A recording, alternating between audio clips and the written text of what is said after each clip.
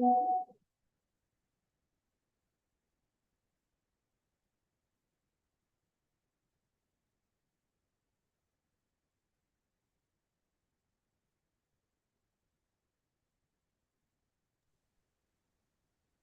Ji, may I start with the Kirtan? Yes, yes.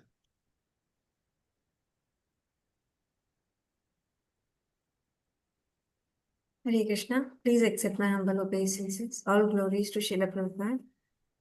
Namo Vishnupadaya Krishna Prishtaya Bhutale Srimati Bhakti Vedanta Swami Iti Namine Namaste Saraswati Devi Gauravani Pracharine Nirvishesha Shunyavadi Pashatya Desatarine Jaya Shri Krishna Chaitanya Prabhu Nityananda Shri Advaita Gadadhar Srivasadi Gaur Bhaktavrinda Jaya Shri Krishna Chaitanya Prabhu Nityananda Shri Advaita Gadadhar Srivasadi Gaur Bhaktavrinda Hare Krishna Krishna Krishna Hare Hare Hare Rama Rama Rama Hare Hare Hare Krishna Krishna Krishna Hare Hare Hare Rama Rama Rama Hare Hare Hare Krishna Krishna Krishna Hare Hare Hare Rama Rama Rama Hare Hare Hare Krishna Krishna Krishna Hare Hare Hare Rama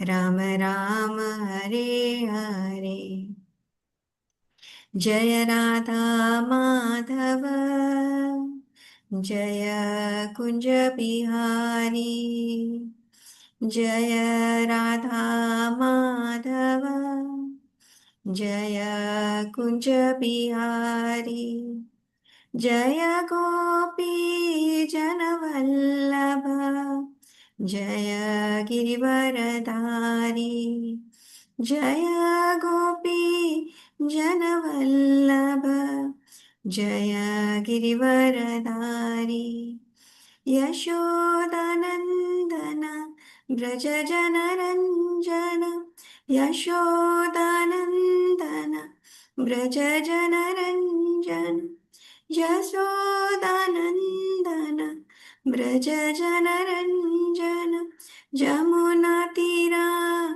Vanachari Jamuna Tira Vanachari Jaya Radha Madhava Jaya Kunja Bihari Hare Krishna Krishna Krishna Hare Hare Hare Rama Rama Rama Hare Hare Hare Krishna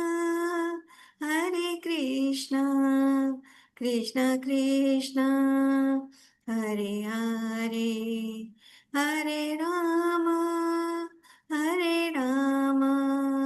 Rama Rama Hare Hare Hare Krishna Krishna Krishna Hare Hare Hare Rama, Hare Rama, Rama Rama, Hare Hare. Hare Krishna. Jai Shri Prabhupada. So I found this very beautiful song, which Sharad Prabhuji always tells us that the Lord's name is much more bigger than Lord Himself. So this song is very nicely, it explains that. Jai Shri Prabhupada.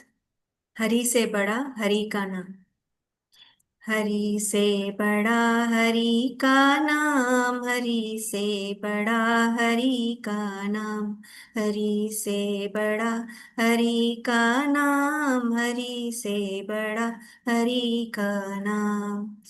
डूब जाएंगे वो दिल वाले जिन मुख नहीं है राम, डूब जाएंगे वो दिल वाले जिन मुख नहीं है राम, वो पत्थर भी तर जाएंगे जिन पे अंकित राम, हरि से बड़ा हरि का नाम, हरि से बड़ा हरि का नाम, हरि से बड़ा हरि का नाम, हरि से बड़ा हरि का नाम। बिना सेतु के जिस सागर को लांघ सके ना राम, बिना सेतु के जिस सागर को लांघ सके ना राम, लांघ गए हनुमान उसी को लेके प्रभु का नाम, हरि से बड़ा हरि का नाम, हरि से बड़ा हरि का नाम, हरि से बड़ा हरि का नाम, हरि से बड़ा हरि का नाम। नामी को रहता है खटता, नाम न हो बदनाम, नामी को रहता है खटता, नाम न हो बदनाम। अजामिल ने उससे पुकारा, अजामिल ने उससे पुकारा, झट आए घनश्याम, हरि से बड़ा हरि का नाम, हरि से बड़ा हरि का नाम, हरि से बड़ा हरि का नाम, हरि से बड़ा हरि का नाम। श्रद्धा और विश्वास सहित जो लेते हरि का नाम, श्रद्धा और विश्वास सहित जो लेते हरि का नाम, भवसागर से पार उतर गए, भवसागर से पार उतर गए, पहुँचे प्रभु के धाम, हरि से बड़ा हरि का नाम, हरि से बड़ा हरि का नाम, हरि से बड़ा हरि का नाम, हरि से बड़ा हरि का नाम। सीताराम सीताराम सीता राम सीताराम, सीताराम सीताराम सीताराम सीताराम, राधे श्याम राधे श्याम, राधे श्याम राधे श्याम, राधे श्याम राधे श्याम, राधे श्याम राधे श्याम।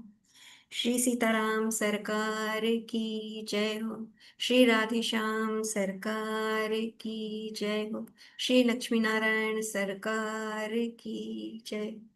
जय Shri Prabhupada. Over to you Prabhu ji. हरे कृष्णा। दंडवत प्रणाम।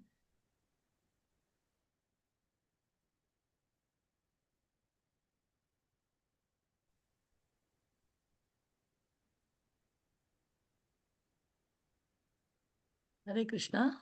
Can I chant the Mangalacharan?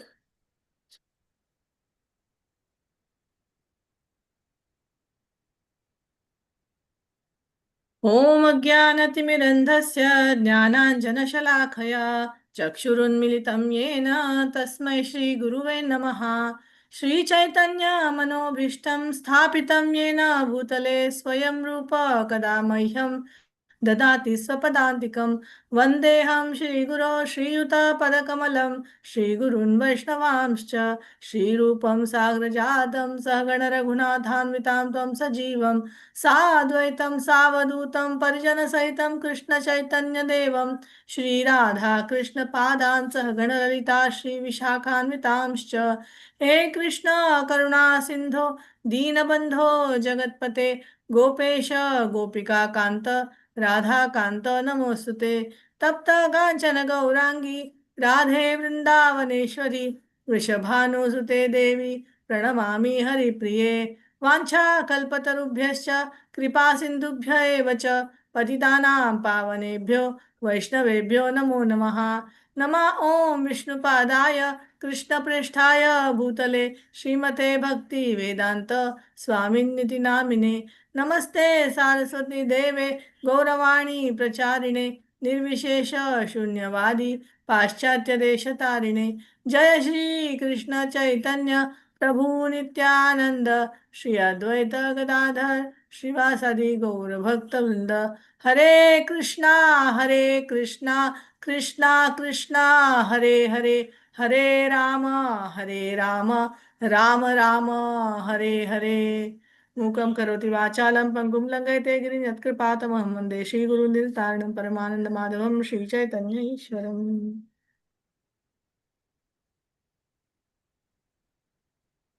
So, whoever is doing the recap today, Mataji, over to you. Yeah. Thank you, Mataji. Dandavat pranam.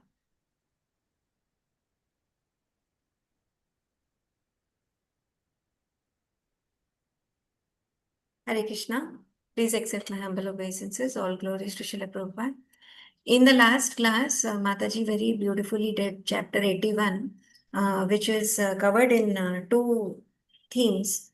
In the first theme, we see how Krishna ate the flat rice that Sudama had very hesitantly got for him. And in the second theme, Krishna blesses Sudama with so much of opulence that he didn't even like he never really imagined that this was happen. So Krishna transformed Sudama's life completely. So let us start with the chapter. This whole chapter is the thematic points are covered in five important thematic points. In the first theme, we see divine grace and devotion. So, what attracts divine grace? What makes Lord so happy? What is the main element to attract divine grace? Genuine devotion. Devotion. Mataji. Yes, Mataji. Humility. Humility also. Humility, devotion in a humble way. Devotion with pure humility attracts divine grace. So Sudama, he had got this flat rice. He was so hesitant to give it to Lord. He wanted to, but he was feeling that it is very menial. And it was he didn't want to give it to Lord, but he had got it with so much of love. So pure love, pure heartfelt devotion, sincere devotion is what attracts divine grace. This is the first important point. So let's come to the second point, the transformation power of faith. Would anybody like to emphasize on that? Hare Krishna, Mother. Hare Krishna, So Prabhuji. this is the classical example of how Lord, bestows His mercy in a different way, right? So we look opulence because that is what we are more connected with that. And right from a destitute, it is said that, and Sharad Prabhuji mentioned so nicely, he doesn't want it to be opulent. That was his, he want to be austere.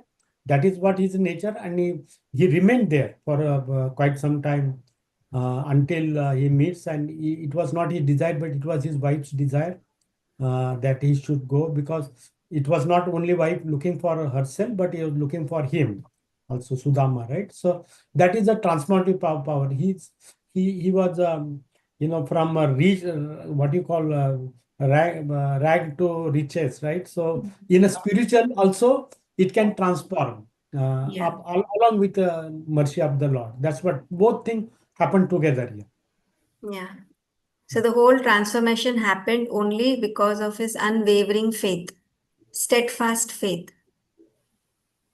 Okay. So let us go ahead. Detachment. Detachment from material wealth. So he exemplifies this very important virtue of detachment. Why should we all practice detachment from material wealth?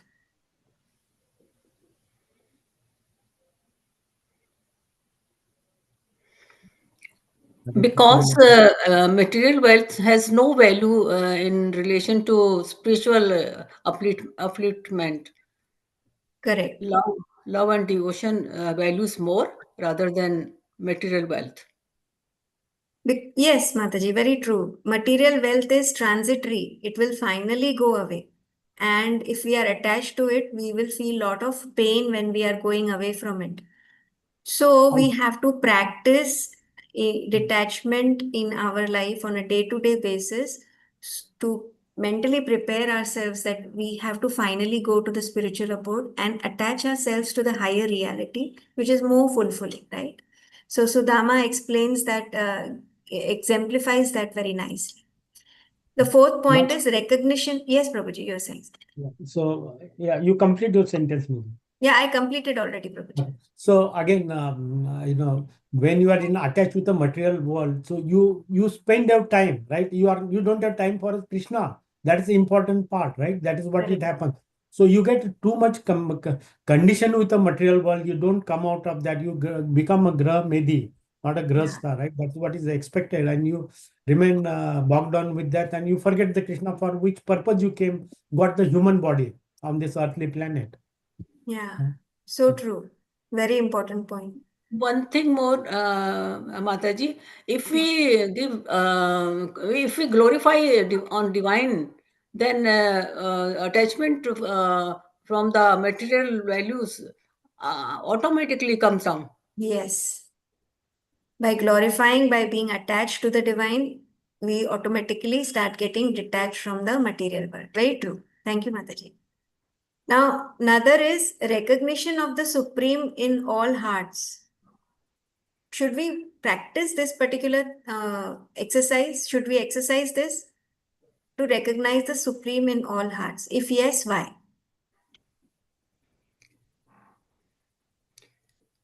What do we see in Sudama's case? It has helped to establish personal relationship with Lord. And how does it get established, Mataji? God understands the innermost desires and feelings of the devotees, and he helps them to come out of this. Yes. Automatically helps. Yes. Lord helps the devotee to come out of it because Lord knows the innermost desires of all the soul. Yeah. And because we are connected, because we are seeing Supreme in all the hearts, not just we are continuously in connect with the divine power.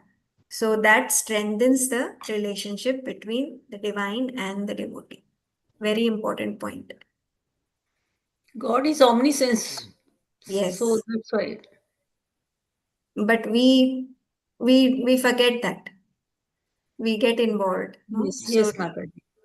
So to remind ourselves continuously, we should exercise this activity wherein we should see divine in each and every soul and everywhere.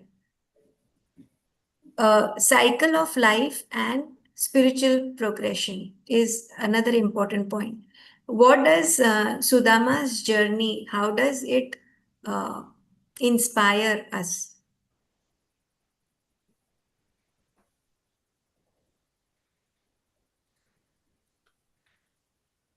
In what state was Sudama?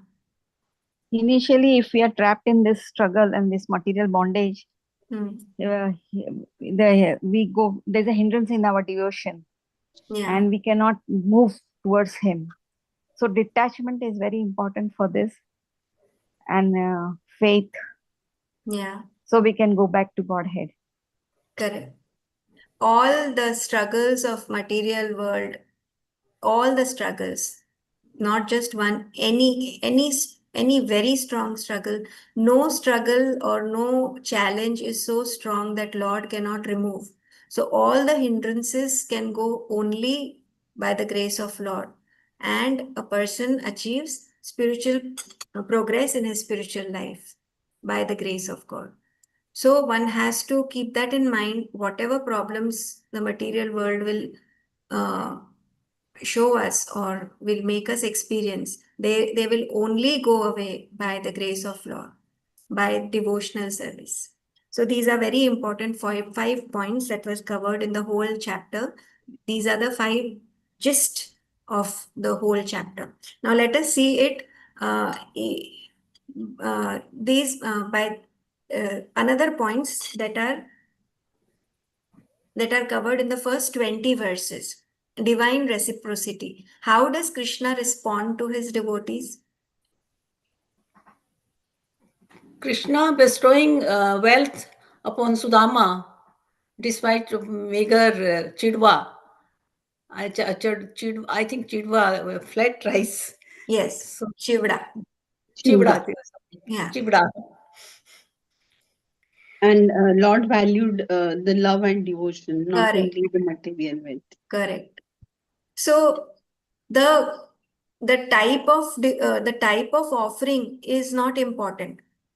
The quality, God understands the heart, our heart sentiments. yeah. Our And he intention reciprocates. is what matters the most. How we are offering, that is more important. The quality and the quantity of the offering is not important, but the love, the sincerity with which we are offering, that is what Krishna values a lot. So Sudama got such a small, such a menial offering for Lord, but he was encouraging him. Give it to me. Sudama hesitated. How can I give this? This is not fit for Lord. He was hesitating, but Lord was encouraging him. I think you've got something for me. I think you've got some gift for me.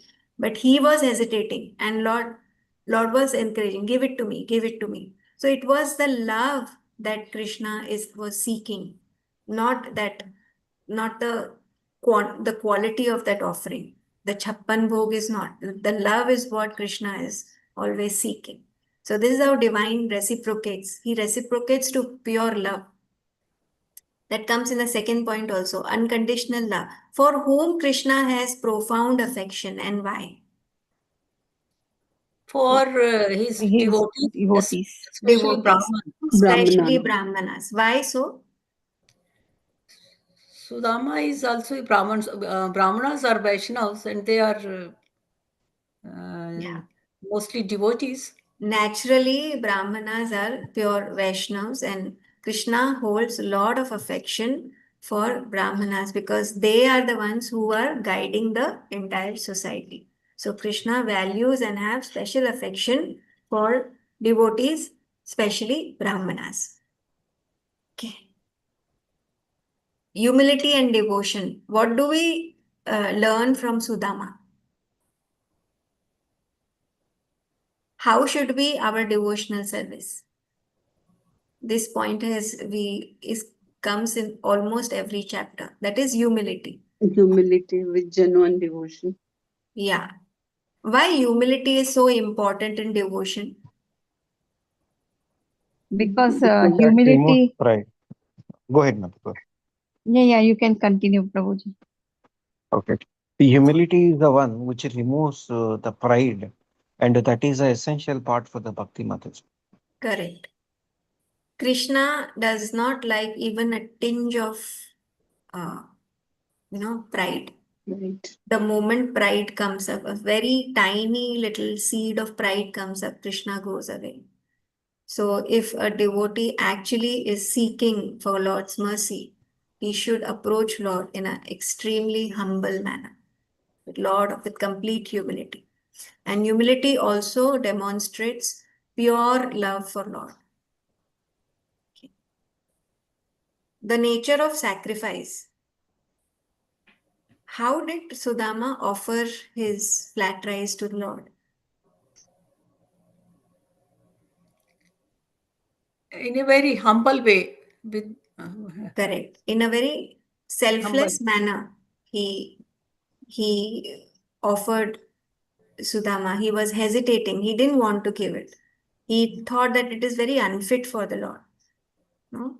So how is he was aware that he's completely insignificant. That shows that, this is how sacrifice should be done, in a very knowing that, my contribution is nothing. It's so insignificant. So that will actually generate humility in our action. Okay, moving ahead. Material wealth versus spiritual wealth. Very important point. So no matter how much we say that, spiritual life gives fulfillment, but still we get trapped away in the material world. So how do we transcend this particular aspect wherein material life is very strong?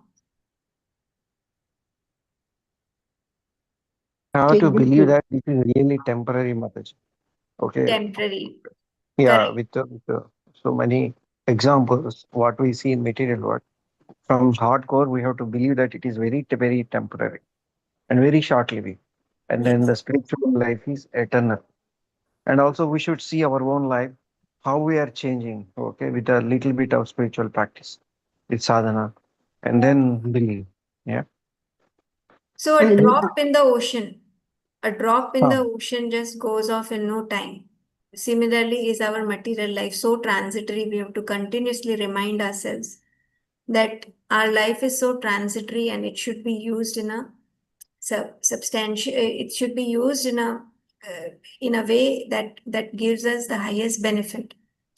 So devotional service should be practiced. Uh, Material life, no matter how much riches a person has, a true sadhu, a true devotee of Lord, he knows that no matter how materially rich I am, you will not get fulfillment. So this example of chewing the sugarcane again and again, the chewed sugarcane again and again, no matter we feel that we are getting some fulfillment out of it, but it is not that. It is only the spiritual wealth that will give us true fulfillment. So that is the reason we should every soul should aim for spiritual wealth rather than material wealth. Divine and awareness. Yes, true wealth is Lord's grace, divine grace. yes, that will not happen without Lord's grace. Very important thing. So all these points are basically interconnected. Lord's grace will come when you develop love for Him. You develop love for Him through practicing humility and attachment to Lord and seeing Lord in everyone. So all these points are connected, like interconnected. reciprocation is there, Mataji. Yeah. Lord's grace will come only He responds as per what kind of love we have towards Him. Yes, Mataji, true. Then divine awareness, the sixth point.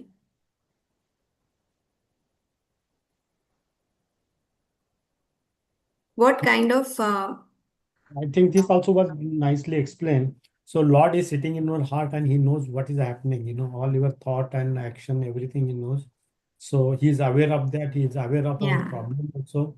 He looks at the surrender and that, as you mentioned also, no problem is greater than Lord, right? So correct. he can take anything. He just looks at least when you are in distress, you fold hand and now raise your hand and call him, right? That is what he looks at it.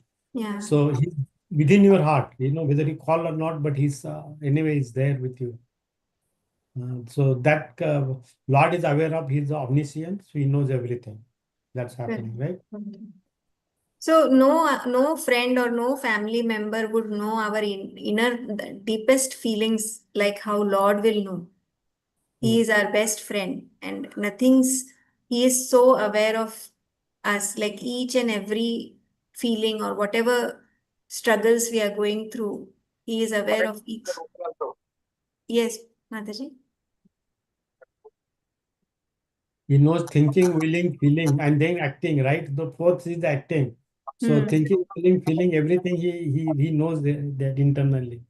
Yeah, correct. So more or less each and every chapter have more or less the same thematic points, but every time we are going through it, there is still a newness to it. So we can just go through it again and again without getting bored. Then the power of devotion. It is only the power of devotion that attracts divine grace. Yeah. So again, it says that we take one step, Lord takes 10 steps, right? This is what is there. Our simple act of surrender to the Lord is always waiting for that, and He reciprocates accordingly, much more than that. So in this case, this is the ideal again example. Again, this is a wonderful example. The chipped rice, that's okay, just flat rice, and what appearance he gets, right? So Yeah. or that also, how many magnifies to what level? Yeah. So. This is the power of devotion. Anything, it may be opulence, it may be his love also. So it's not only always it will come in the form of opulence that he will give us, right? He will give his love. He may take out our opulence, anything, but we have to recognize that. And, Deep devotion brings extraordinary spiritual outcomes also. right. Yeah. So true. Okay. So the next 21 verses, we see the nature of divine grace. This again, we see the transformation of Sudama, how Lord bestows so much of opulence for him in exchange of the little bit of offering that he made. That also very hesitantly, Lord transformed his life. So uh, the magnanimity of Krishna's grace is nobody can imagine that. So how Lord responds. Selflessness and humility is again the same point. Here there's a very important point which is mentioned. Sudama's hesitance to accept wealth and his self description as a fallen soul. So humility as in not just saying that I'm a fallen soul, but actually being aware that we are insignificant in front of the Supreme Lord, and to to be truly aware that we are a fallen soul and only through Lord's grace we will come up. So selflessness and humility, two very important virtues to be practiced to progress in spiritual life. Then the relationship between the devotee and Lord Krishna. How do we understand that by the interaction of Lord Krishna and Sudama? How is the relationship between the devotee and the Lord? Is it only like one way, or is it only like in one form that it comes? No, It it is is just like a reciprocal, It is reciprocal, and and where is it the between same them, all the time? no, It is a multifacial. That's what It it is yeah, is. multifacial, yeah. Grace can come in so many ways. That's what we were talking about a few minutes earlier, right? Yeah, Lord. Mataji was giving one example how Prabhuji was guided by a drunkard in the train Right. when he went for distribution. So grace will come in a way that one can never imagine also. So the Lord's expressions are multifaceted. He reciprocates in a way that we would not know how it will come. Should always be aware. Detachment from material wealth, we discuss, it's the most important. Mataji also said that every day, this one important point was so to be practiced by one person. Every day, one should make a note of how much detachment we have practiced during the day. That really helps us in a very like little bits. Like today, I ate half roti less, or I today I studied one verse more. So how detachment we can practice in very small ways, and we should make a note of it on a daily basis. That will actually help us to practice detachment from material life. Okay. Then let us conclude this recap session with the last 2 points. The role of the Brahmana and spiritual leaders, which we already discussed, that Lord really favors and have a lot of affection for Brahmanas. And true Vaishnavas are Brahmanas because they're completely devoted to Lord, and Brahmanas are the ones who guide, they are the head of the society, since they are the guiding light. So hence, Brahmanas are very they are spiritual guides, and they are the guardians of Vedic wisdom. Hence, the role of Brahmana and the spiritual leader is of utmost importance.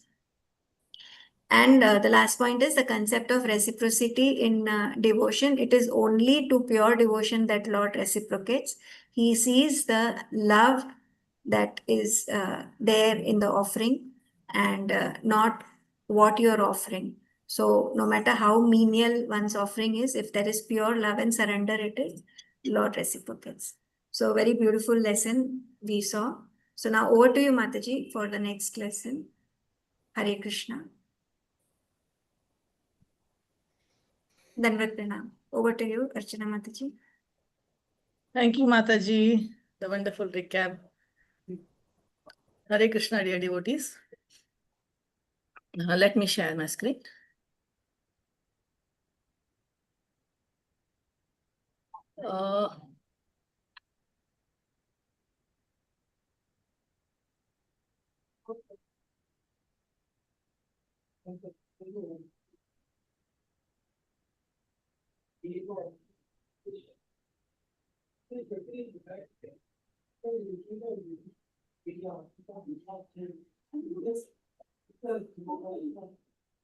Yesterday I was opening this file.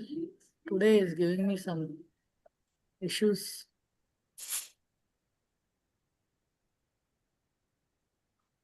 It says you have check if I have the permission to access this file. No.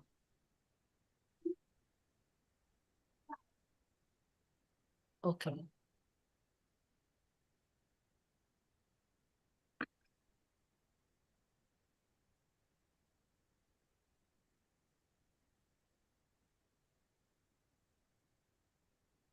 Sorry, I have some issues with this.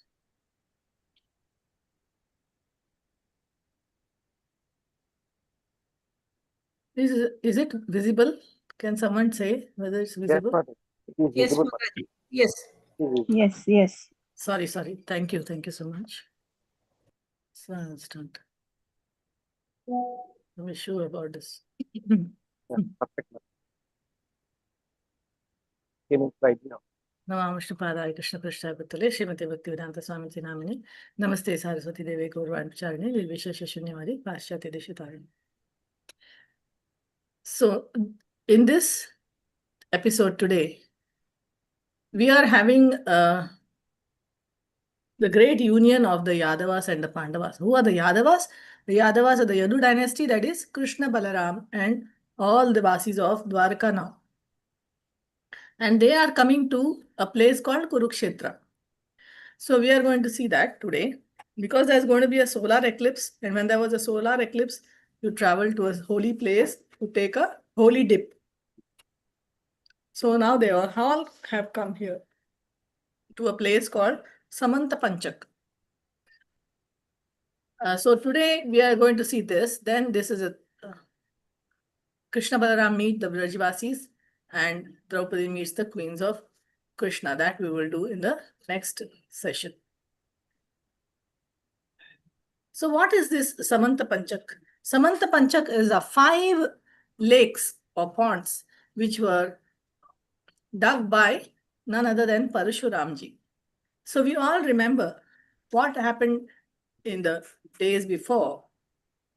Parashuramji had made this entire earth devoid of Kshatriyas 21 times.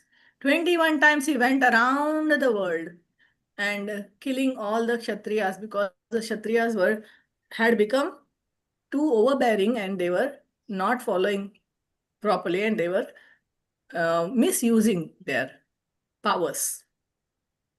So for that reason, the Lord himself, that is, he came in the form of Parshurama, he avatar, and he killed all the Kshatriyas all over the world 21 times. So when he killed them 21 times, he filled these lakes in Kurukshetra area.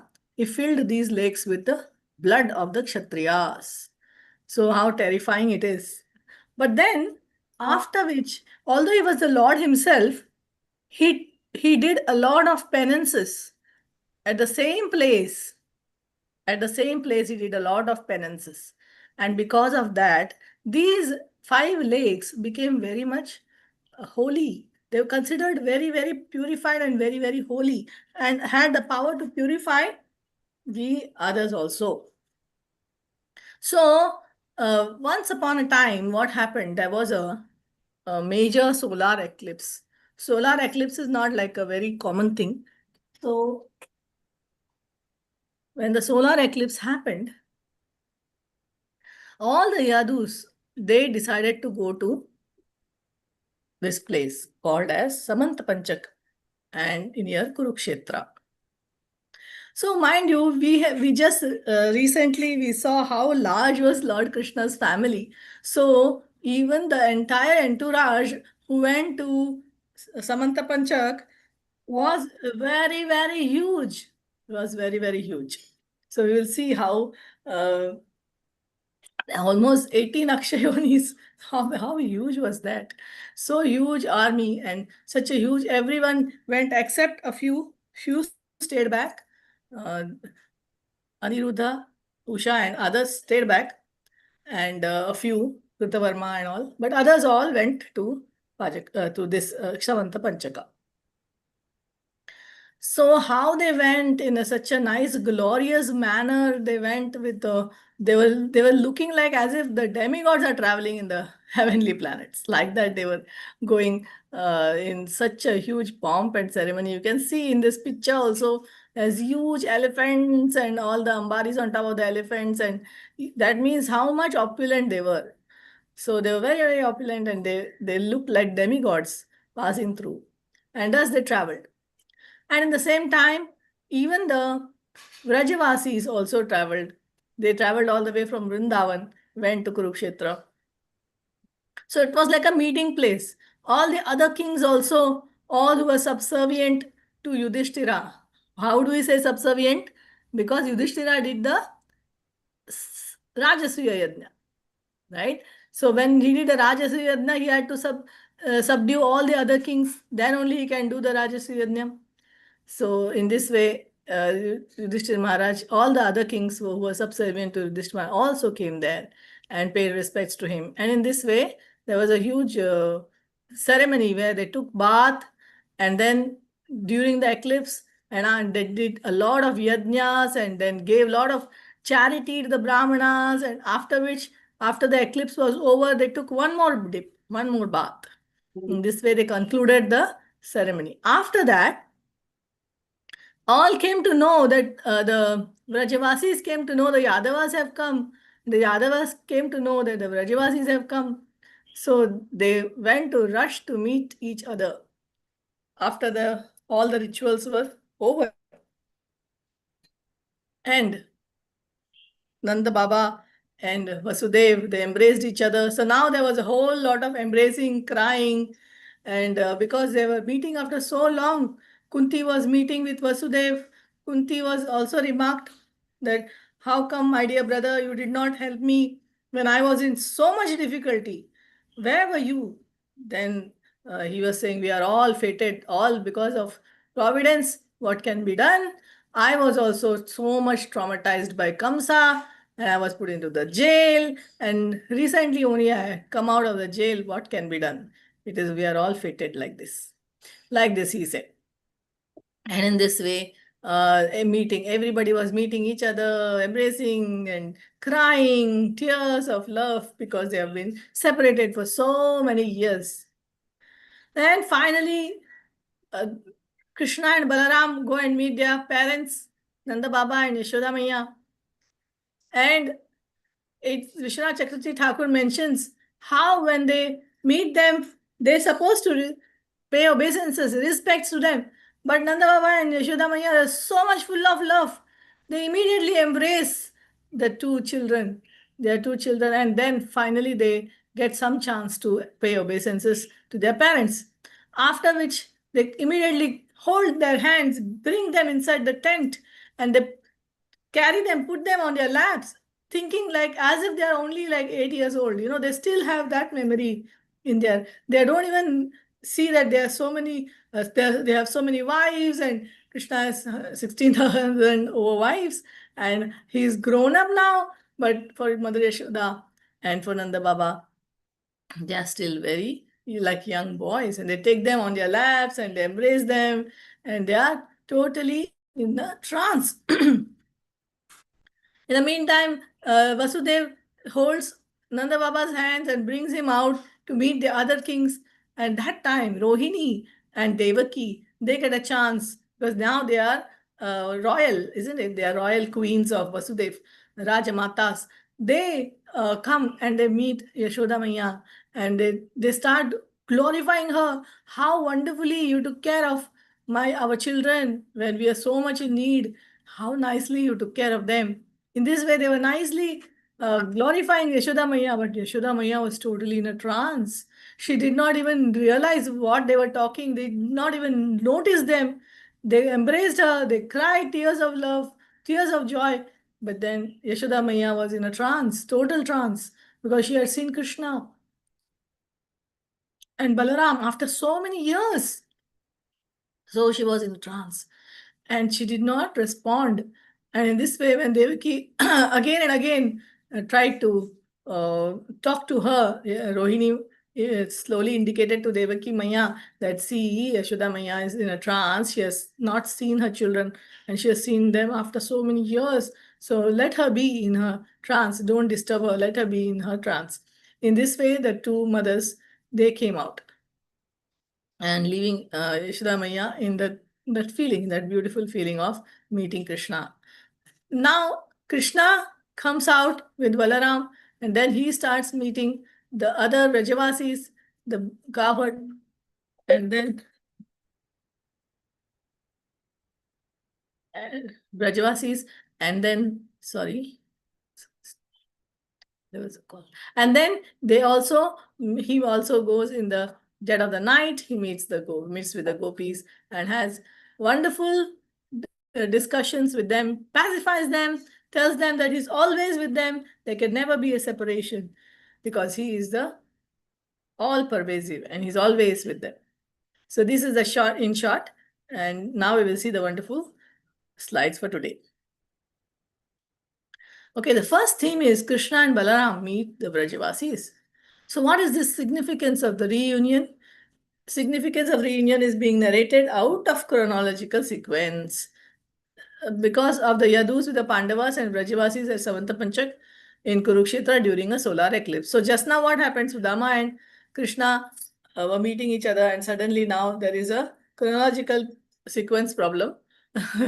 So because you see, Shukadeva Goswami is very much in trance. When he's talking to Parishit Maharaj, so happy. Parishit Maharaj wants to hear about Krishna's pastime. So he's just talking sometimes out of sequence. But yet everything, like Srila Prabhupada said, you bite a mango anywhere is sweet. So you read the Krishna book from anywhere is sweet. Then we have Vasudev comforting Queen Kunti while Rohini and Devaki are praising Nanda and Yashoda from 17 to 38. Then we have 39 to 48. Krishna is comforting the gopis in a secluded place. So let's see one by one. We'll see how the reunion and relationships. At the heart of this narrative is the joyous reunion of the Yadus, Pandavas, and Vrajavasis, underscoring the essential role of relationships and community in spiritual practice. So we do have relationships in spirituality also, and we are seeing a vivid display of these deep emotional connections now. So we have they are manifested through the heartfelt embraces and tears, illuminates the transformative power of love and friendship in elevating one's spiritual journey.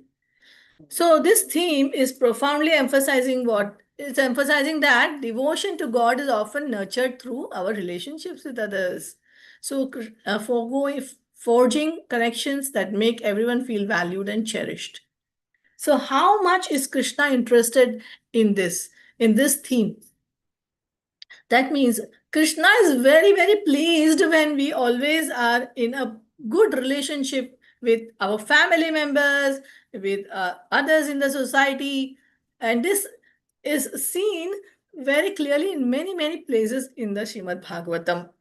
Something comes very much close to my heart is the Prachetas. They were 10 brothers, and these Prachetas, when they were together like one body. 10 of them were together like one body, and they were doing all the activities in union, and they were together, so much together that Krishna was very pleased. He gives them darshan. Not only Krishna, Lord Shiva is pleased with them. He first gives them darshan, after which even before that, Narad Muni gives them darshan, then Lord Shiva gives them darshan, then Lord Krishna also gives them darshan and says, I am very, very pleased because of your togetherness. So how much emphasis is given on relationships? How is it that God is so kind and He's so concerned and He loves when devotees are together, when devotees do things together, when devotees are, that is why Harinam Sankirtan is emphasized in this age, in this day and age, because Kali is meant for what?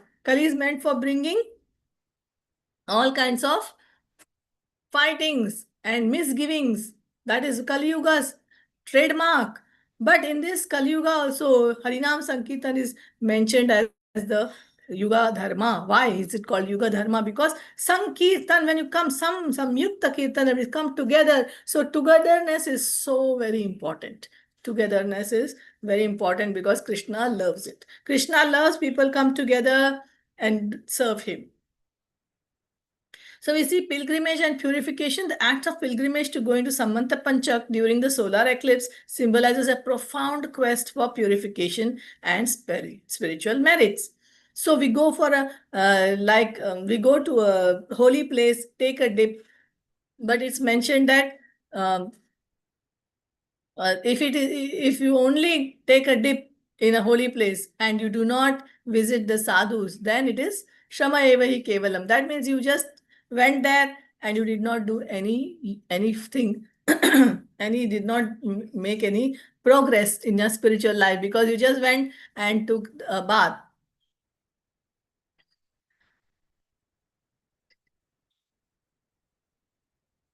Then here it says, the ritual of bathing in sacred waters and performing sacrifices embodies the belief in external actions as pathways to achieving internal purity. So why do we take bath?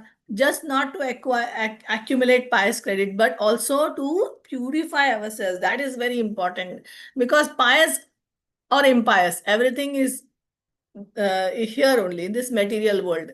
It will not take, we cannot take it back with us. But if we do something which is in purifying us internally, that will help us progress in Krishna consciousness. So this theme powerfully highlights the significance of physical rituals in manifesting spiritual cleanliness and divine favor. So when we become clean from inside, similarly Harinam Sankirtan also cleanses us, cleans us. So this is why we do Harinam Sankirtan, and this we get the divine favor of Krishna. So divine presence and worship. Central to this gathering is Lord Krishna, revered as the object of devotion among the Yadavas. So who is the object of devotion? Krishna. Their heartfelt prayers exemplify the essence of bhakti or devotion, a selfless, unconditional love for God as a vital route to spiritual fulfillment. So how we have to love God is selfless and unconditionally we have to love Krishna. And that is the vital route. That is the way, that is the pathway back to Godhead. This theme strikingly illustrates how the divine can unite communities, creating a shared focal point that fosters unity and a collective purpose. Again, uniting communities is emphasized because that is very, very dear and close to Krishna's heart. Emotional expression and spiritual bliss.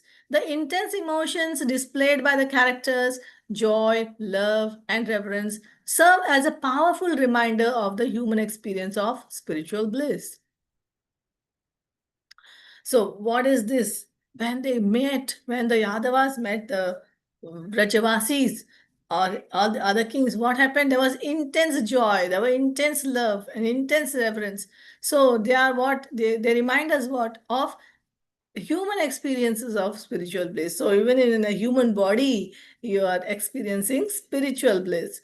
The palpable manifestations of your feelings, tears, the hair standing on end underscore the intimate connection between emotional states and spiritual experiences. So we sometimes when we meet, we feel somebody, some divine friend. After so long, we meet somebody, and then we get a divine feeling, right? And with hair standing on end, we feel tears of joy. We embrace them. This happens even in our day-to-day life. Yes, we have not met some devotee for a long time, and after so many years, you meet that devotee. Suddenly, all these feelings come about, and then what happens is you start experiencing spiritual experiences. There you feel as if it is not that we are meeting in somewhere in this material world, but actually it is almost taking you to another level. So this theme reinforces the idea that authentic spiritual practice is deeply intertwined with emotional honesty and sincerity.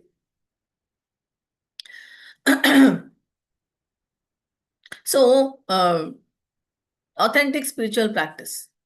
Are we doing that? Yes. What is that? Chanting, reading, all these things. And it is deeply intertwined with what? Emotional honesty and sincerity. So, are we also emotionally involved, or are we doing it mechanically? That is the question. Are we doing it mechanically? Are we mechanically chanting with no emotions in it? And when will emotions come? Emotions will come only when we are together. We are doing it together. So we need a group. We need help of devotees. We need to do things together so that we can encourage each other. And the feeling of togetherness, like imagine we are going for a picnic outside and you are all alone. Is it called a picnic? How long will you enjoy yourself just by yourself? You may read a book. You may sit under a shade of a tree. But then there is, imagine if you are with a group of 10, 15 devotees or friends, and then you're enjoying the picnic. So that is a totally different feeling, isn't it?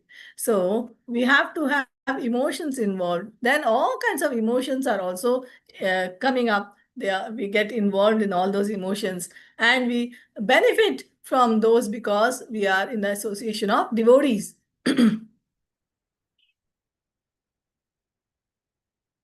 So here we see the cultural and social diversity, the gathering of diverse kings, friends. So now kings had come from all over the world to Samanta Panchaka to take bath. So all the people from different parts of the world had come, and they are all meeting after a long, long time. And the family members from various backgrounds. It powerfully illustrates the inclusivity of spiritual communities.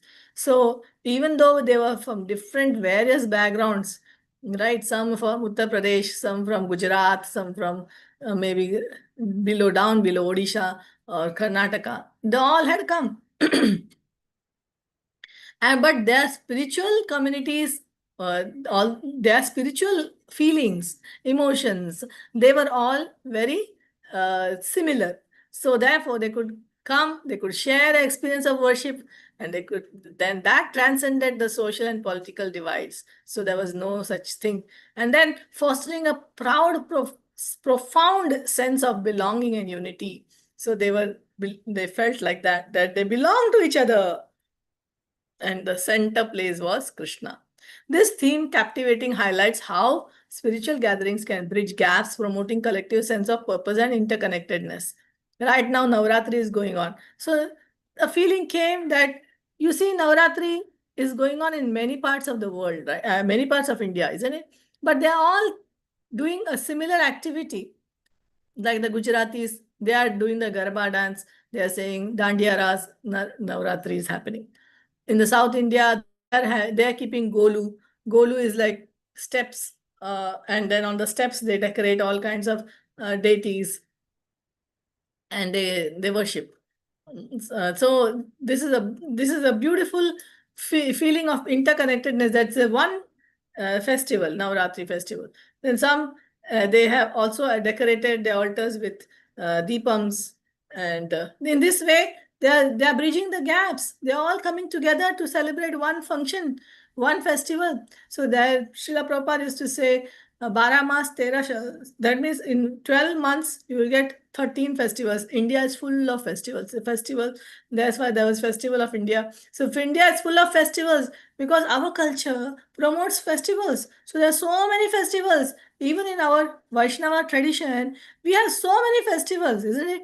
In a year, we have so many festivals. One festival is over, and we say, oh, it's so tiring. We just finished the whole big festival with so many devotees coming about, cooking, cleaning, doing so many activities, enjoying the festival, and it's done.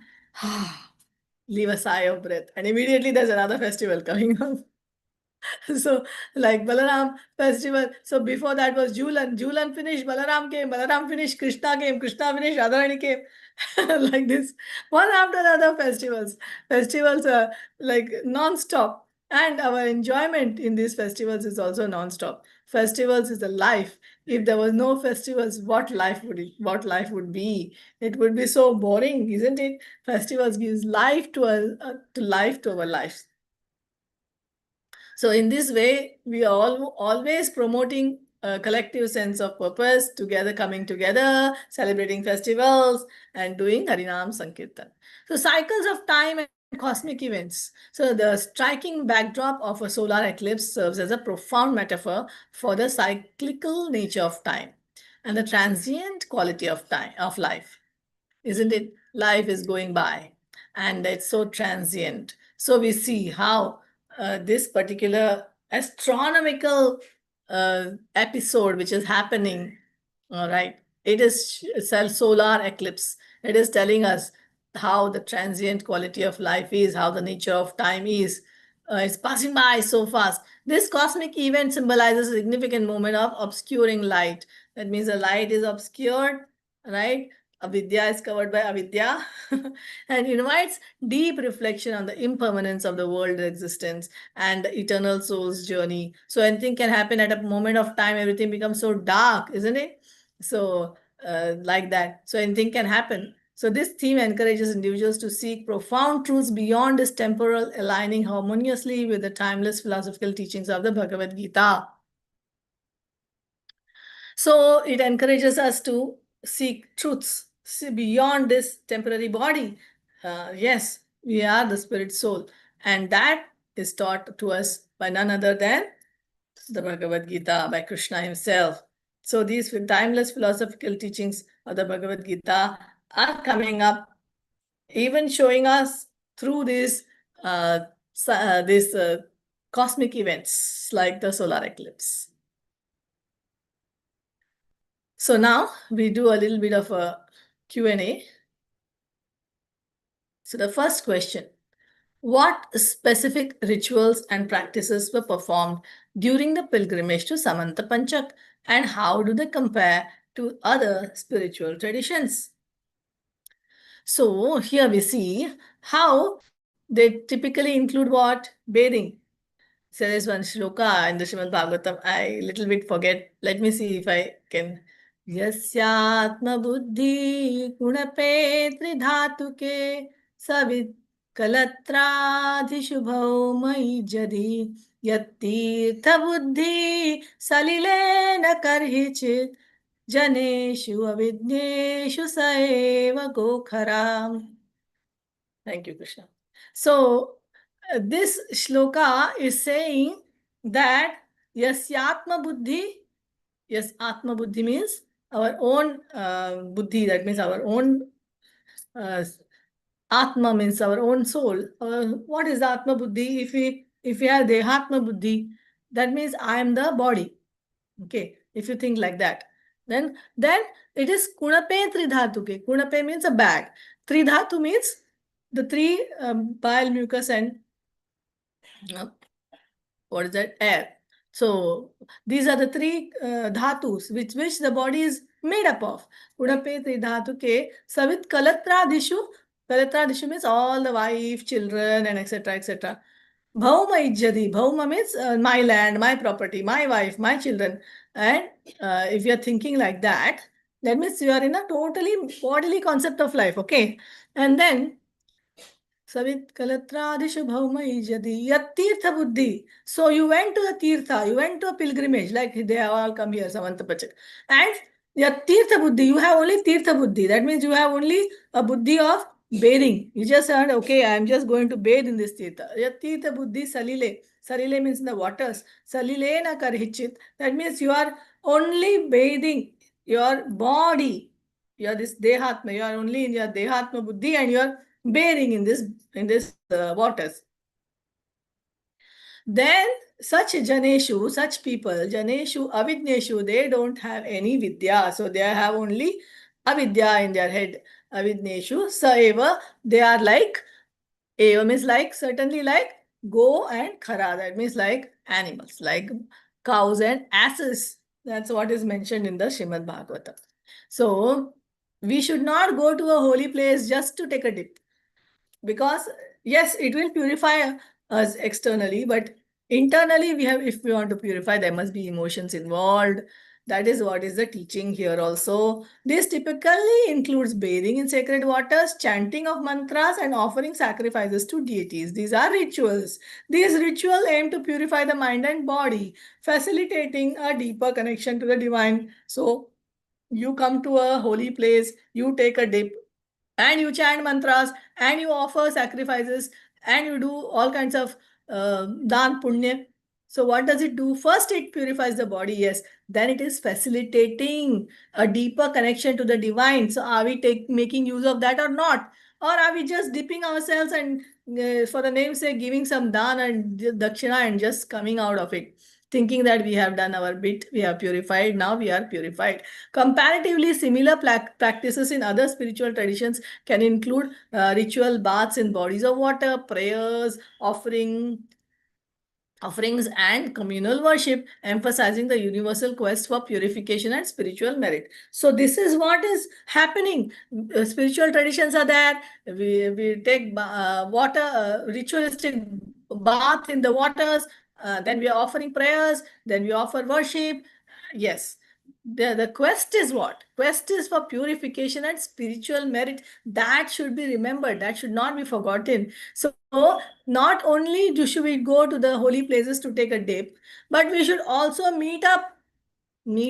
After that, we should also meet up with the holy sadhus of that place and take some benefit from them.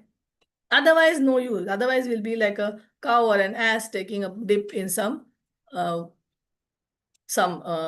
body of water. Next, second question, how did the historical context of the Yadus, Pandavas, and the Vrajavasis influence their relationships and interactions during their reunion?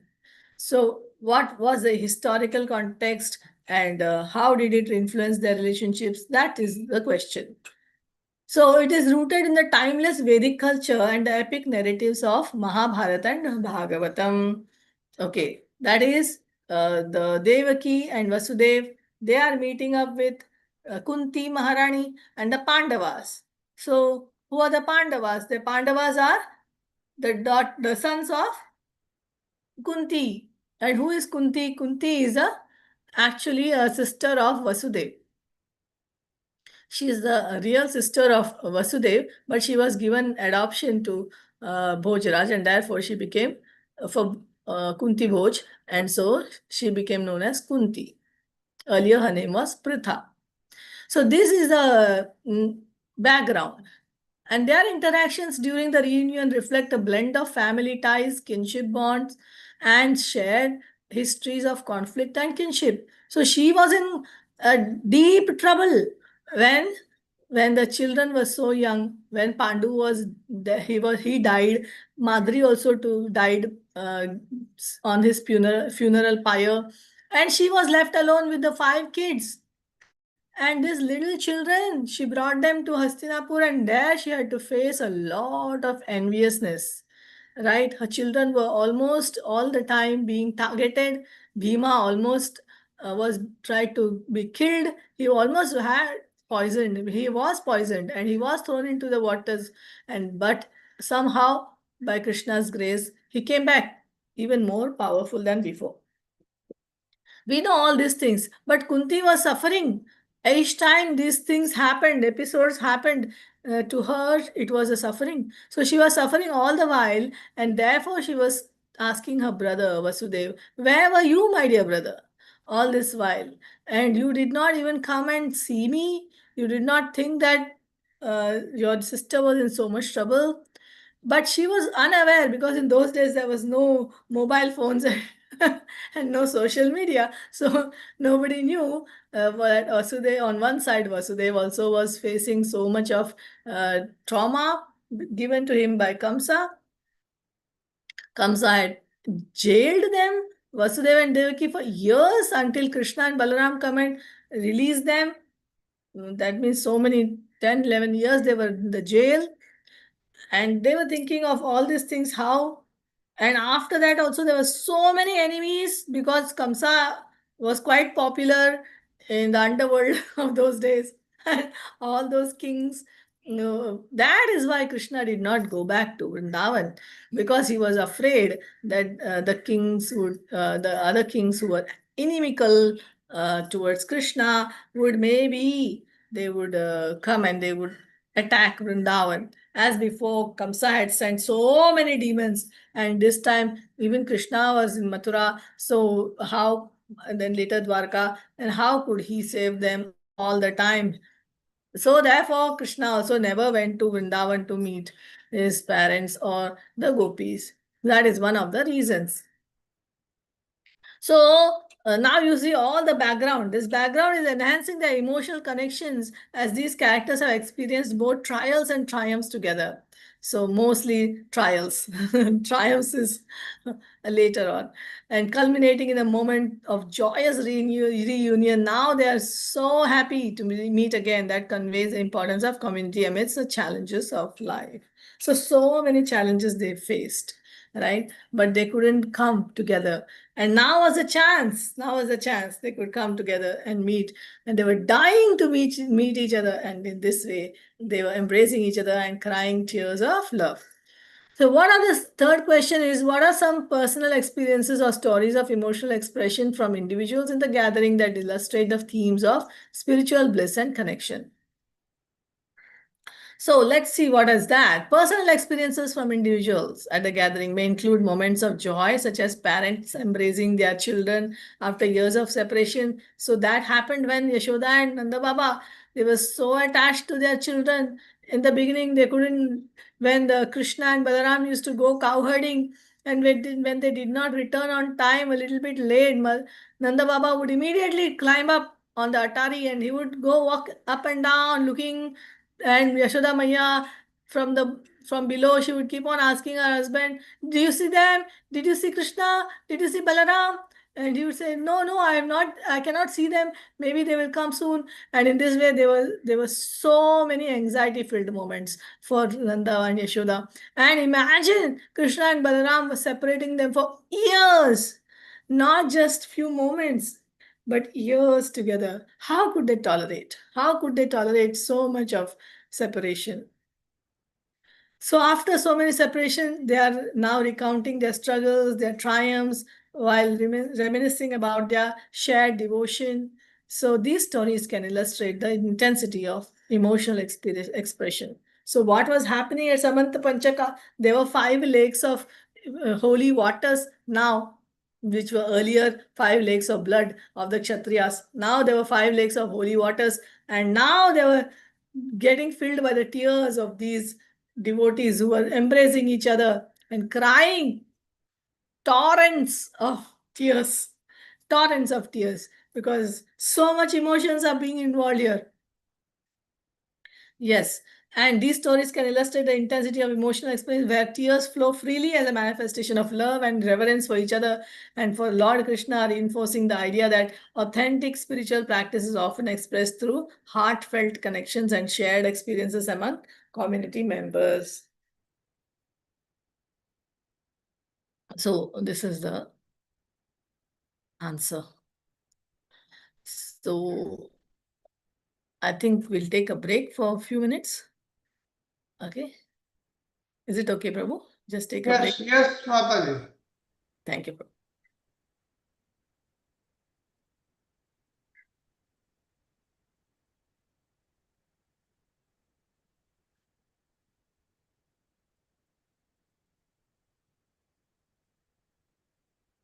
In the meantime, in case there are some questions, we can discuss them also.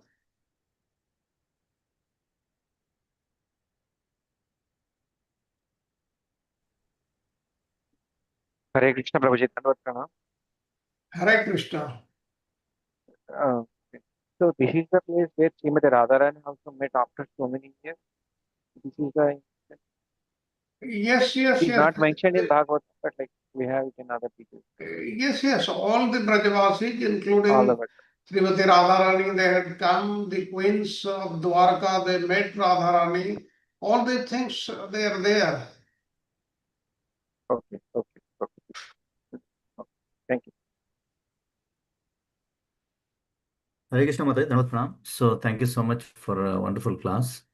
Just Thank a you. quick one. I mean, you are mentioning that we need to bring the emotions in our dealings, especially in the bhakti dealings, so that it connects to the Lord instead of doing the mechanical stuffs.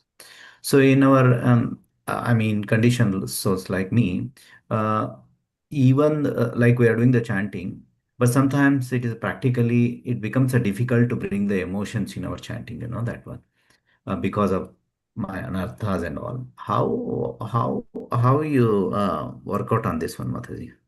Could you please give your Very nice experience, question, Prabhu. glimpse? Thank you. It is a very, what to say, I mean, daily. devotee do say that one when they are doing crying, all this stuff. I've seen also, but I mean, a person like me, hard-hearted, so it is very difficult to bring that emotion. For me, So tears don't come at all. for me, Yeah, true, Prabhu.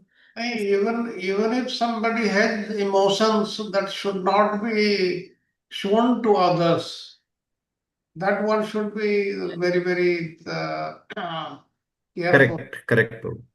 Yes, Prabhu. How And to bring those emotions, Prabhu? Could you it is share your something. realization? Yes. It is like what happens. It is a pool of water, and in that small pool of water, if an elephant jumps, then the water will be splashed outside. But it won't happen if the elephant jumps in the sea. Like this, if a devotee has got so much love for the Supreme Lord, then it will not be seen. But if he has little love, it is most likely that it will be seen. There is a story in Braja that Gadadhar Bhatt, once he was taking a discourse on Bhagavatam, and Kavi Karnapur came. And when Kavi Karnapur, he was an exalted devotee. When he saw him explaining the various rasas which are there in the devotional service, he was thinking how hard-hearted is this person. All the listeners, they are affected by it. People are crying. Tears are coming from their eyes, but nothing is happening to the speaker. Now, at that moment, what happened? He was sitting under a tree and giving the discourse, and leaf from the tree fell in front of his face, and instantly it got burned. That means he was in such separation that he was burning with fire, and in that fire that leaf burned. And then Kavi Karnapur, he realized that he was not hard-hearted at all. He was a pure devotee. If you read the story of Gadadhar Bhatt, he was actually called by Jiva Goswami to Vrindavan, seeing his level of devotion, level of love for the divine couple. So all these things are there. Once we improve in our devotional service and our love for the Godhead, it increases day by day. That time it will not be seen by others. The person will not show. But in the initial stage, it is most likely that it will be seen by others. Who is this devotee, Prabhu, you said just now? Gadadhar Bhatt. Gadadhar Bhatt. Gadadhar Bhatt. Is Kavi Karnapura is the son of this Sivanand Sen, is it, Prabhu? Is that Yes. Yes, okay. Thank you, Prabhu. Thank you so much. Thank you, Mataji. Thank you, Very Prabhu. Shall we continue then? Yes. Okay, this theme in this passage recounts the extraordinary reunion of Yadus and the Pandavas and the Vrajavasis during the solar eclipse at the holy place named Samanta Panchak in Kurukshetra. So it's profoundly underscoring the themes of love, friendship, transcendental nature of relationships, shedding lights on the deep spiritual and emotional significance of this remarkable event. So what are the things we have to see now? We have to see how the reunion and love, that is prema, is happening. So Vrajavasis seem like an ocean of prema. They are always in a love dipped. They dipped in love.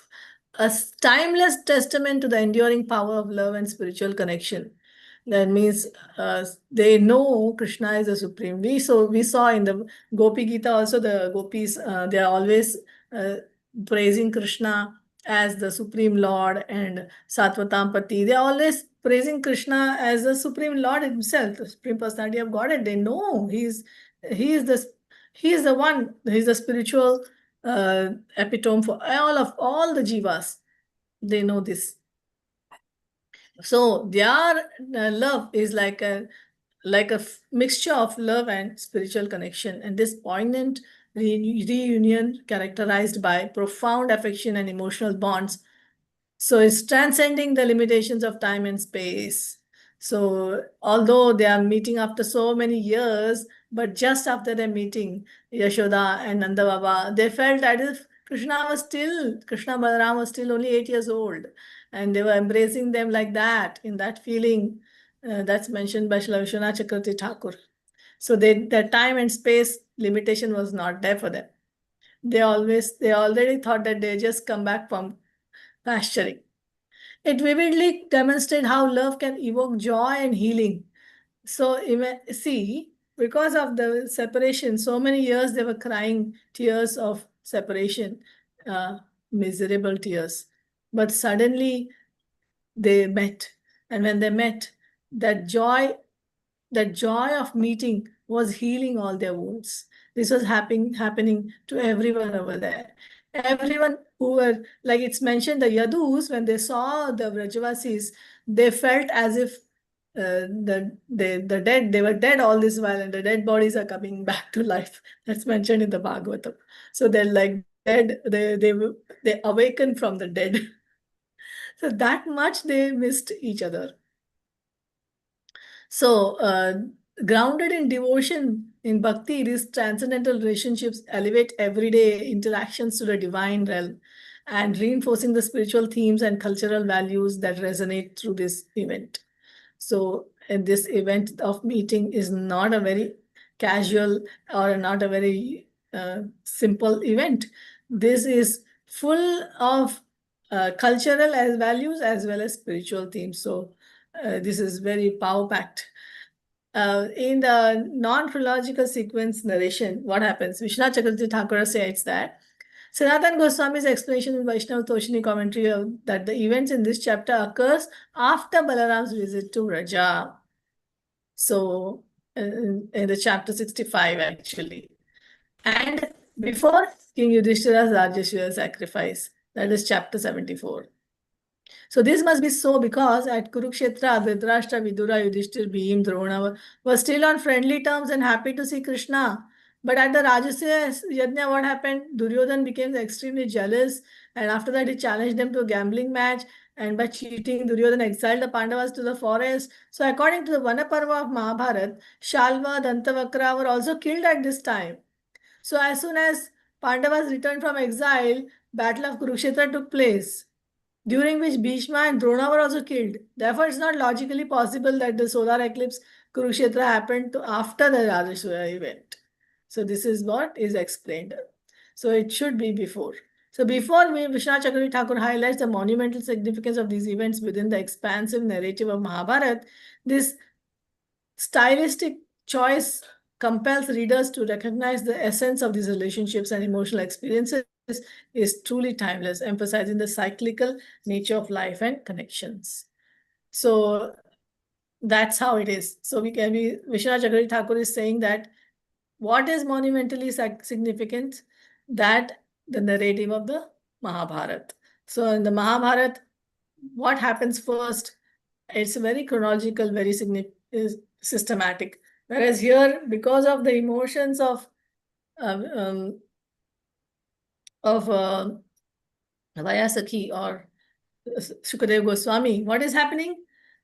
It is going haywire. Chronology is going haywire. So what has to be said before is said much, much later.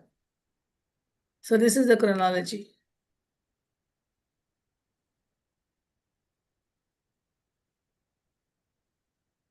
Then the convergence of Kurukshetra during solar eclipse is not merely a fleeting moment. It's not a fleeting moment that they met meeting at Kurukshetra. It symbolizes a deeply significant spiritual occurrence.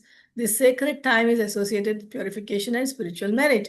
Bathing at this revered location symbolizes the cleansing of sins.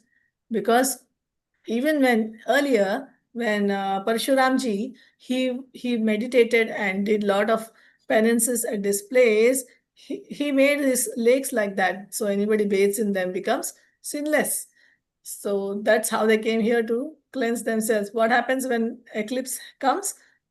Eclipse makes everything impure. So you got to get yourself purified.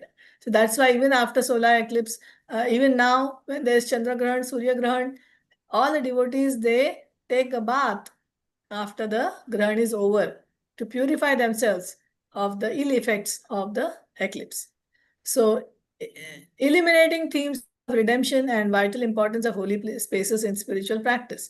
The emphasis is on the solar eclipse, and gathering at such a sacred site underscores that associating with spiritually elevated beings facilitates profound purification.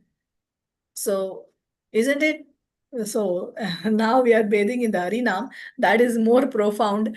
But those days, even these rituals were called as very profound purification by bathing in Ganga, Yamuna, or even these places like Samantapancha, liberating individuals from material entanglements and revealing transformative powers of sacred movements. So vivid joy and affection, so that was also displayed.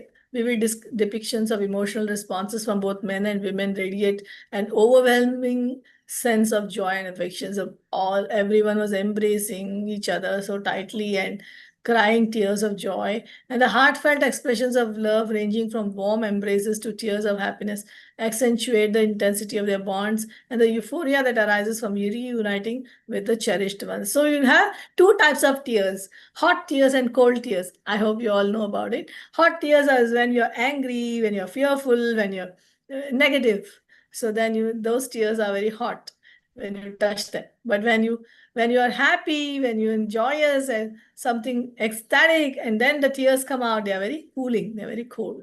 So they are very cool. Here now cooling tears were coming, so that because they were tears of love. So this deep emotional displays during the reunion serve to illustrate the true love. Prema is manifestation of divine consciousness, allowing individuals to experience a bliss that transcends the material world.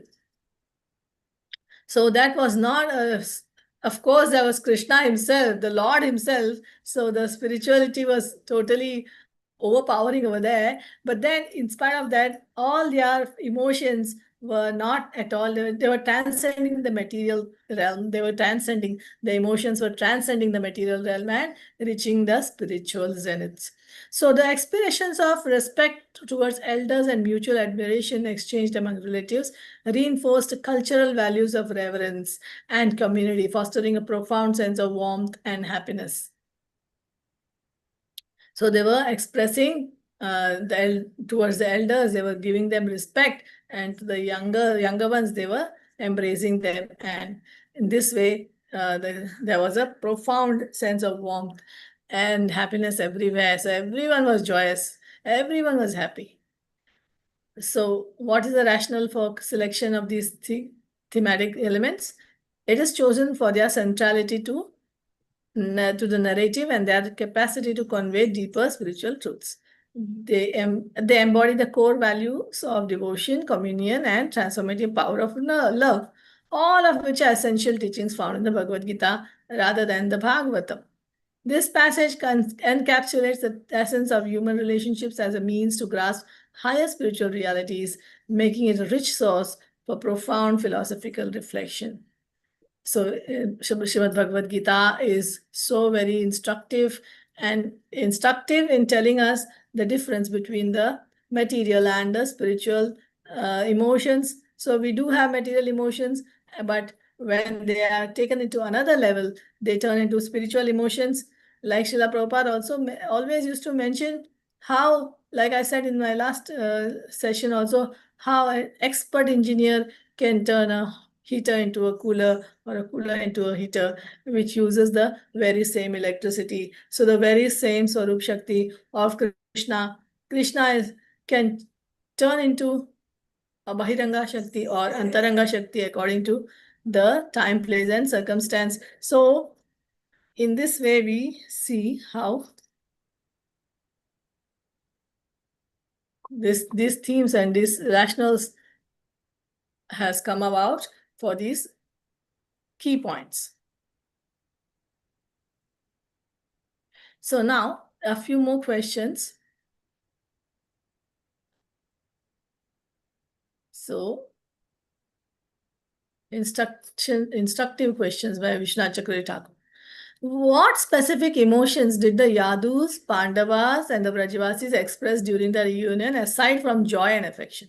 Of course, joy and affection was there, but what are the other feelings, emotions? So the answer is during the reunion, they likely expressed a rich tapestry of emotions, including nostalgia. So they were thinking, oh, we didn't meet for a long time, but when we met, this was what we did. Like Sudama and Krishna also were experiencing this, isn't it? Nostalgia. Then relief. Oh, thank God you all are safe and sound. That's what a relief. And then gratitude. Gratitude towards everyone. Gratitude towards the past, gratitude towards the Lord. So many feelings. These feelings reflect their deep-seated connections, capturing the elation of reuniting after a long separation and the intertwined pain of past struggles and sacrifices they had endured. So the enduring was there on everyone's part. So this not only sharing the happiness, but also sharing the challenges and all the things which they faced. So this is what was the different feelings apart from joy. So how did the solar eclipse specifically enhance the spiritual significance of the gathering at Samantapanchak? Then the answer is the solar eclipse amplifies the spiritual significance of the gathering by signifying a moment of heightened awareness and divine connection. So we all have this awareness that this is going to be a very, very contaminating period, Samantapanchak. So we have to go and purify ourselves in the best possible way. And then what is the best possible way? Then to go and meet up with Krishna. So that is the divine connection. Traditionally viewed as a time when the material world temporarily dims, eclipses provides an opportunity for the clearer insight into spiritual truths and a potential for purification and renewal through sacred rites like bathing in the holy waters. So now eclipse gives us a chance to do this, to do holy dip in the holy water and then purify ourselves and renew our life, like we renew or we reset, isn't it? We reset our batteries, we reset our phones sometimes when so many things get jumbled up. So like that, our lives are also getting jumbled up. We have so much problems and issues and everything is happening in our lives and they all are getting jammed up. So when we need a reset, once in a while, we need a reset. So this Samanta Panchaka, this eclipse is offering this opportunity, is providing an opportunity to do this, and place like Samanta Panchaka is giving us another opportunity to come and purify. So this is the answer to this. How did the solar eclipse enhance the spiritual significance? To reset our spiritual values. What teachings, or third question, what teachings or lessons can be drawn from this reunion that apply to contemporary spiritual practices? So now we are going to see the connection. What connection can we get from this? The vital lesson from this reunion emphasizes the importance of nurturing and maintaining deep, loving relationships, even amidst life's challenges. There are so many challenges to all of them, Pandavas, to the Yadus, to the Brajavasis, right? But they were maintaining the loving relationships all the while in separation. In contemporary spiritual practices, this theme inspires individuals to cultivate bonds rooted in love. So that is very important. We have to have bonds rooted in love, support, and community. So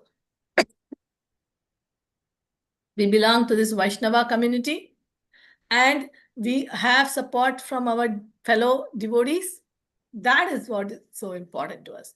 So then we should always be rooted in love with our devotee friends. It underscores the belief that such nurturing relationships can foster profound personal growth and facilitate spiritual awakening. So this is what it shows us. Very happy occasion and very instructive. So we come to the next portion where this passage vividly encapsulates essential thematic elements and profound philosophical insights that are deeply interwoven with narratives of familial relationships, divine presence, faith, and unwavering devotion. These themes form the essence of the text. So let's see what. The first point is familial bonds and unwavering devotion. The interaction among Queen Kunti, Vasudeva, and other characters powerfully emphasize the strength of familial ties and the critical importance of loyalty and care within relationships. Kunti's poignant expression of feeling abandoned in her times of hardships serves as a striking reminder that even the strongest bonds can waver under pressure. But she was actually not blaming Vasudeva. She was saying it's all because of my karma that I was not approached by you in my troubled times. Yet, the mutual affection was displayed, especially when Kunti and her loved ones illuminates a profound truth. Nurturing and supporting one another in distress are essential. So it reaffirms the idea that love and compassion are not mere comforts. They are vital for resilience in the face of adversity. So everyone needs love. Everyone needs help. When they are in distress, whom do you look up to? You look up to your family members. You look up to your near and dear friends, isn't it? So if they are not supportive, if you don't get support from them, then you feel a great sense of loss, a great sense of why did this happen? And that same thing happened to Kunti Devi also. She also felt kind of dejected and rejected. Divine providence and human agency. Vasudev's comforting response to Kunti's lament encapsulates a profound belief in the divine orchestration of human affairs. So he said, we are not to blame. Like the straws, they come together and then after that they are separated by another gust of wind. So like that, yes, our meeting here and our separation here is so transient. Just like that, it's not at all fixed that we will meet somebody and we will be somebody's friend forever and ever. It is not. It's even we know, we've seen all our lives. We meet some people and after that we get separated for many, many years. And then suddenly we meet that person once again. Out of nowhere, out of the blue, we meet that person. That's happened to many of us, isn't it? Yes. So he said that we are playthings of fate. We are playthings of fate. Reveals a rich philosophical sentiment. While individuals may exercise their agency, a higher power ultimately governs our lives. This perspective invites a deep humility and acceptance of life's inherent unpredictability and encouraging individuals to trust in divine timing and purpose. Recognizing our limitations permits peace that can transform our approach to life's challenges. So we have to have faith in what? In the divine timing and a divine purpose. If Krishna wants, Krishna will let us meet a particular person after, say, many, many years also. If Krishna doesn't want, it may not happen either. It may just happen that you never meet that person in your entire life, ever. So it's all, we have to trust Krishna. We have to trust the divine timing and divine purpose. Then, transcendental nature of divine relationships. So the passage portrays how Lord Krishna, as the epitome of divine beauty and opulence, universally adored by all present, and how the heartfelt admiration was shown by the royalty and the Yadus for Krishna emphasizes the sacred relationship between the divine and the devotees. So Krishna here, he was so beautiful, epitome of beauty, and he was so opulent. So because when he was, of course he was opulent when he was in Vrindavan, but here now he was kingly, he was wearing all those kingly armor, kingly crown and jewels and all that. So he was even more looking very, very opulent. And Krishna's very presence revitalizes the earth and fulfills the deepest desires, eliminating the nurturing role of the divine in human lives. So just by glancing over Krishna, just by looking at Krishna's presence, it was bringing life to everybody. This theme conveys a comforting assurance, reflecting a profound truth. Divine connections fostered spiritual fulfillment and transformation, suggesting that proximity to the divine yields immense blessings and a renewed sense of purpose. So when we are close to someone in proximity, so what happens? It gives us so much blessings. So that is why we need to go to temple, we need to bow down to the Lord, and you see the presence of the Lord there, isn't it? At home, we do chant, we do all our devotional activities, but when you go to a temple, it's a very sacred place, it's a very sacred space, and where you can feel the divine, and you can get immense blessings, and you can get a renewed sense of purpose that you know why what made you to take birth and what you're supposed to do in life. All that will come to you, all that will come to us when we go to the temple and we bow down to the Lord. So selfless service and deep friendship. The acknowledgement from Rohini and Devaki of Kunti's steadfast support for Krishna and Balaram underscores for Krishna and Balaram. So Devaki and Rohini, they acknowledged that Kunti's steadfast support for Krishna and Balaram, it underscores the paramount values of selfless service and altruism. Their heartfelt gratitude highlights that true friendship is defined by a willingness to care for others, transcending biological ties. So, Is there something missing here? I don't know. Is it Kunti's or Yashoda Maiya's steadfast support? I think it is Yashoda. Should have been Yashoda there, isn't it? The acknowledgement of from Rohini and Devaki of Yashoda's steadfast support for Krishna and Balaram should be Yashoda's, isn't it? Am I right, Prabhu? Yes, yes.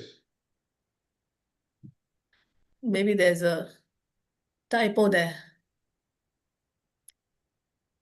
So Yashoda was not really biologically connected to Krishna and Balaram, and that is what is brought about here. Although we know differently, Krishna was born to Yashoda Maya only, but here it's mentioned that the Rohini and Devaki knew that Krishna and Balaram were their children, so they had no biological relation with Yashoda Maya.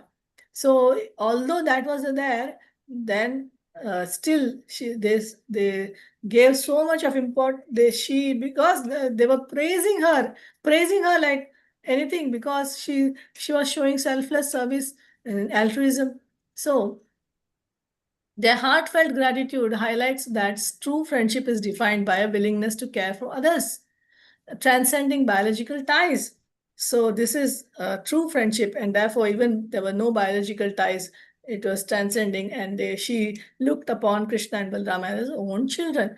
This insight encourages a broader understanding of community, showcasing that virtuous individuals do not differentiate between their kin and those outside their circle.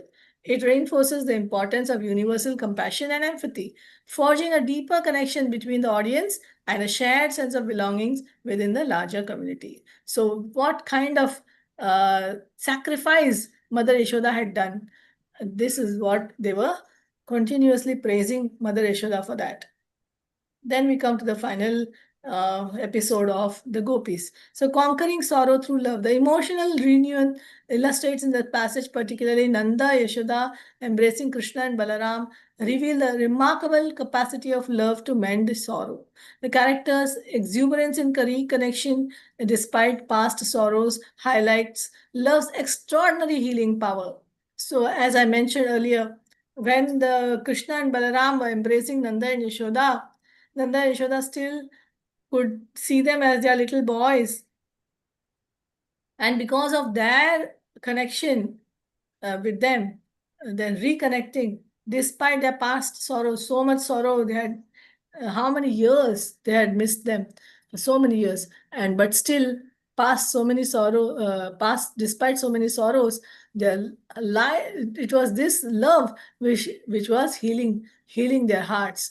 And immediately they all felt as if nothing had happened. Everything was all right, and they were all together once again. This theme suggests that love is a formidable remedy for suffering, echoing the philosophical viewpoint that deep emotional bonds provide solace and strength amidst life's trials. So many times we make so many mistakes, even when we are separated for so many years, but because of true love, then the separation doesn't matter at all when we meet once again. So in conclusion, this passage weaves together themes of familial devotion, divine providence, transcendental relationships, selfless friendship, and transformative power of love.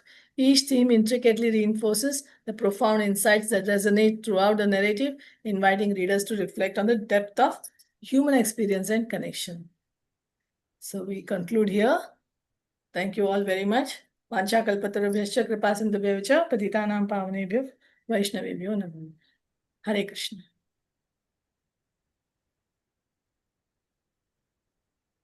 I hope I didn't put you all. Thank you, Mataji. Thank you, Mataji, for a wonderful explanation. Very nice session. Thank you. Mataji, one question is there. It was really wonderful class, as Thank usual. Yeah. So why do we observe eclipse? Yeah, can you elaborate the story? Yes, actually, you're talking about the eclipse, right? Yeah. So, and the eclipse happens, when the eclipse happens, what happens actually in the, when we learn not scientifically, but in our Shastras, in our Puranas, what is mentioned? Rahu gets a chance to either come and disturb either Chandra or Surya during this time. So he overpowers them for a short while. And of course, after that, it's all okay once again. So the effect of Rahu is no more there. So when this happens during that time, Rahu has the power to cover either Surya or Chandra. And because of that, the evil rays of Rahu are now coming to on the earth instead of the sun's and the moon's rays. So therefore, because of these rays are very, very impure, the rays of Rahu, and therefore we need protection, or we need cleansing. So how do we do that? So we do that by going to a holy place. Then when they're very, very rich, what they used to do, they used to bathe, and after bathing, when they come out, because they were kings and queens, they had a lot of ornaments and new clothes. So whatever they were wearing, ornaments, clothes, everything, they would give in donation. Because they considered it as impure, they would give it away, and the poor brahmanas or poor people would take that. And then they would, in this way, they would, this was maintained, that the poor did not become very poor, rich did not become very rich. And then that was also maintained.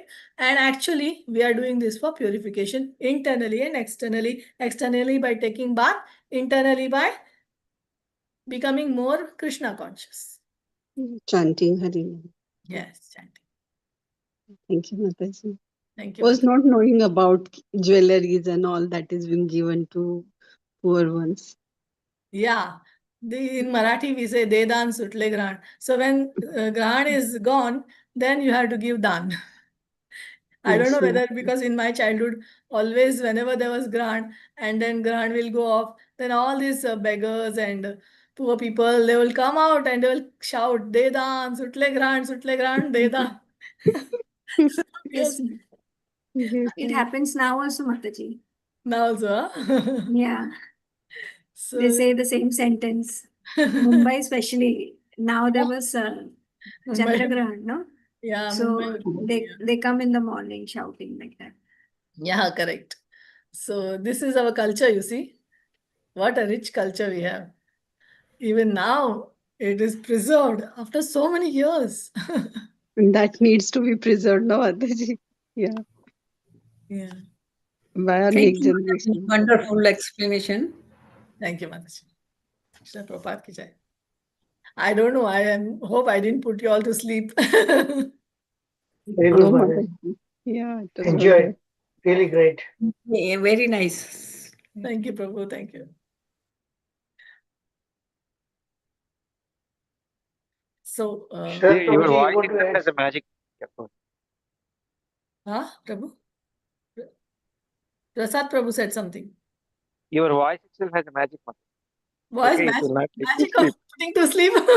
No, not. Okay, having alert actually. Yeah. We So, won't dare to sleep, Hana Prasad Prabhuji. yeah, exactly. So, energized voice. Mataji. I Yeah. don't know. I could see only myself, and I thought everybody is sleeping. No, your style is like that you keep everyone very active, you know. Prabhuji, especially Like a Narsiha story. also. Like a Mataji story sings. you tell. That is how. Oh, God. Thank you all. Thank you very much for your kind comments. Sharad Prabhu, you Sharad have... Dandatam, Prabhuji. Mataji. Mataji, can I ask a Yes. question? Yes, Samta. Yeah. Thank Okay, you, here, Mataji. here we heard just the one side of the story in Kurukshetra. The other side of the story is how he met the Brajavasis, the Gopis, Radharani, and all others. And it was very, very pathetic for the Brajavasis, rather the Gopis, to meet Krishna, because they knew there was impending separation. They were to be separated. But certain things which are given, which are described in the Bhagavatam, I'll tell you here in this chapter around the verses 38, 39 and beyond that. Now, as you heard, Devaki and Yasoda, they also met. And Devaki was staying in Dwarka and Yasoda was staying in Vrindavan. Now, when before the met, Devaki was thinking, these two sons of mine, that is Krishna and Balrama, Krishna, she also thinks he was her son. They said that he thought that before I met my two sons, Yasoda uh, earlier had become a guardian and mother, and she was looking after these two children till they attained the age of about 11 years in Vrindavana. And because they were so much immersed in an ocean of ecstatic love, now she is here, that is, Yasoda is here, and she thought that they do not, that is, the Krishna and Balram do not even look at us, even though we are standing nearby them, and they are blinded by their love, that is the love of Yasoda and Nanda Maharaj. And that is very, very interesting, and that is very, very specific description of Devaki Mata. Yasoda was behaving as if she was insane, and she was showing million times more motherly affection than Yasoda, Devaki could show to her children. And thus Yasoda simply keeps staring at Devaki and Vasudeva and the many friends there, and she was not able to recognize any one of them. And then Devaki, she spoke in somewhat loud voice. She said, having not seen their real parents, these two boys received great affection from Nanda and Yasoda, and I placed them safely under your custody without any fear, and you protected them just as the eyelids protect the eye, and because the devotees do not distinguish between their own or others' children. But the actual fact is, however, is that Krishna and Balrama had not seen their parents for two reasons. Because of their exile in Braja, they were exiled in Braja for about 11 years, and also because they are never actually born and therefore have no parents at all. As we know, both Krishna and Balram, they are the supreme personality of Godhead, and they never took birth from any parents. They just appear and disappear.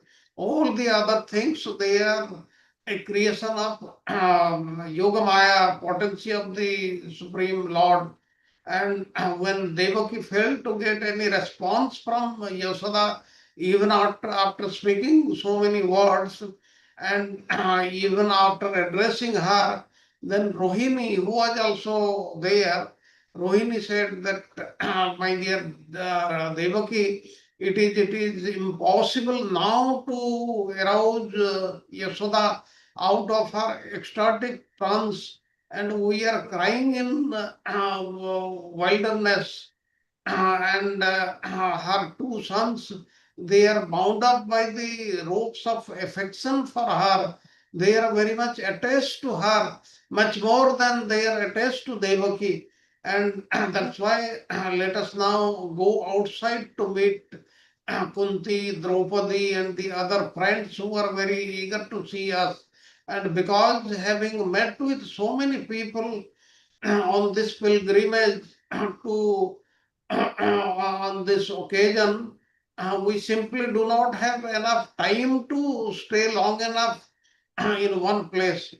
After saying this, Rohini went outside with Devaki.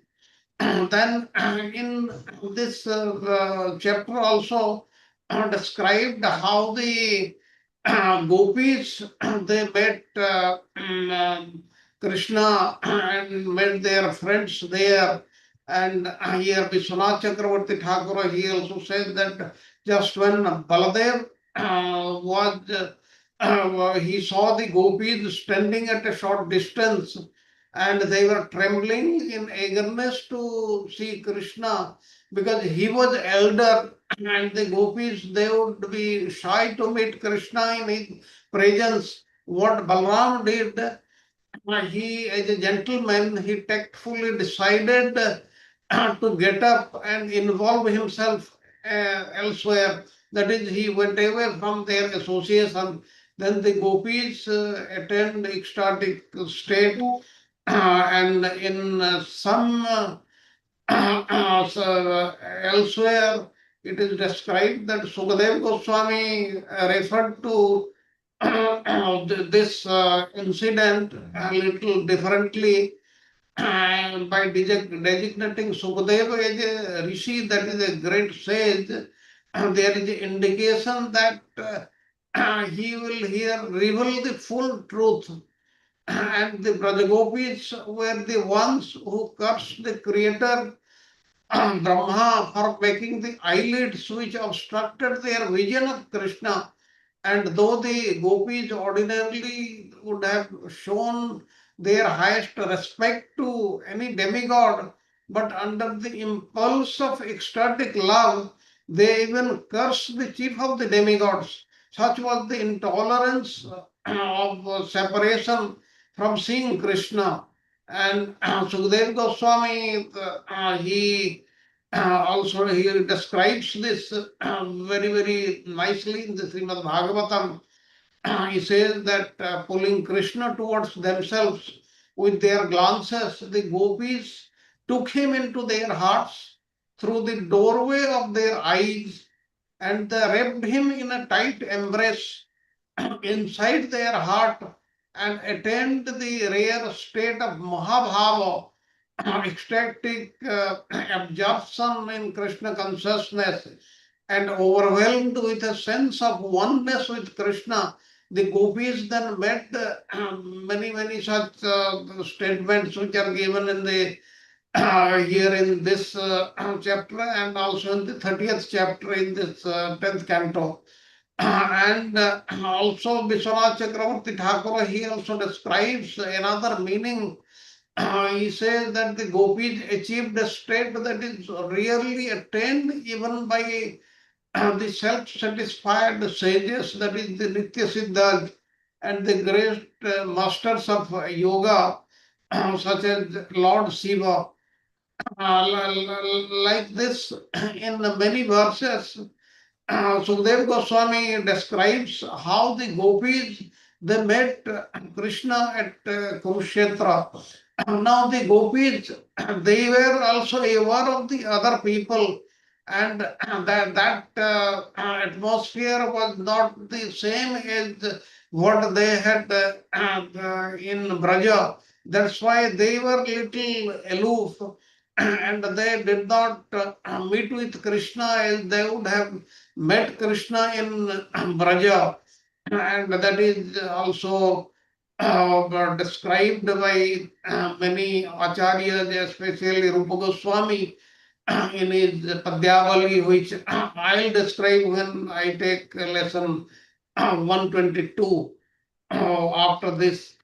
Like this, the gopis,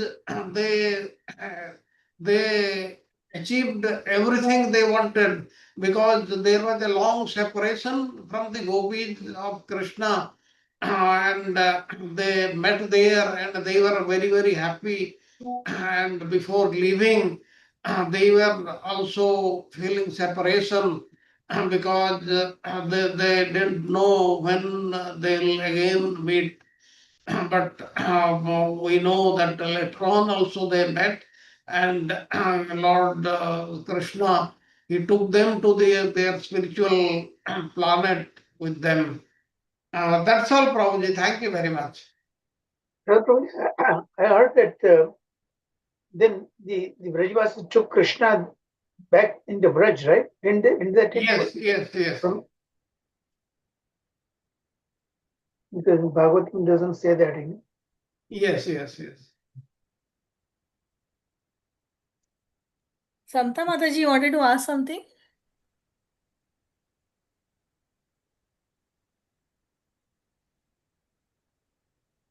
Yeah, Dandavat Pranam Mataji. Thank you so much. Pranam, Mataji.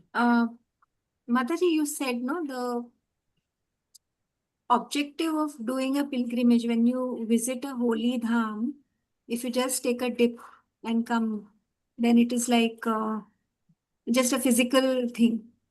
But the importance is grows manyfold when you meet a sadhu, when you associate with a sadhu. But nowadays, in today's time, I think the best is like meeting a sadhu because there are, strangers over there. It is not so safe. Nowadays, mostly the books only, like Prabhupada's books are only like associating with a sadhu. Don't you think that is a more safer way of doing a pilgrimage? Yes, that is also very good. But when we get a chance to go and meet up Hare with Krishna, am I audible? Yes. audible? Here you see, like you go to Vrindavan or to any place, one may feel the sadhus are not there, but you will find enough number of sadhus who cannot be recognized by anybody. And if you just see a sadhu, even without recognizing them, then also you'll be benefited. But what is happening nowadays, the government and the local administration, they are developing these places as tourist attraction. Now, those people who go as a tourist, visit these places, they do not get the benefit. But if you as a devotee want to visit these places and especially have the association of the sadhus means what? Sit in front of them and listen to them. If that is not possible, just have a glance of the sadhus. Just by having a glance only, you'll achieve all the results. And there you should not think that all these people who are not sadhus, they are staying here like this. All these things they may be true, but you should take anybody and everybody present there as a sadhu, so that you will not be affected by the aparadha. Oh, okay. Yes, Prabhuji. Thank you so much. Thanks for guiding because when we come, normally we come for a couple of days and we have to follow one routine that the number of places that we have to visit. In that, we don't get that benefit of meeting sadhu or No, getting we association. still get, because there are enough number sadhu, even in Vrindavana, even today, who cannot be recognized. You may think they are common people, but they are very exalted sadhus. They are still living in Vrindavan, staying in Vrindavan, visiting in Vrindavan. Now you see, the times have changed. Like even in older times, the governments or the administration never developed these places because of exactly this reason, and this was correct reason not to develop these places of pilgrimage, what we say. Now, because they have been developed, people are thinking we should just go around and spend our holidays and enjoy. That is not the correct attitude to go to these places.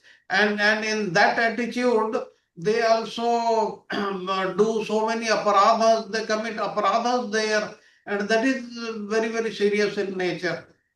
like it is said that if you go to a holy place, you should not commit any aparadha not only to the human beings, but to the animals, to the trees, to the grass, to anything and everything present there.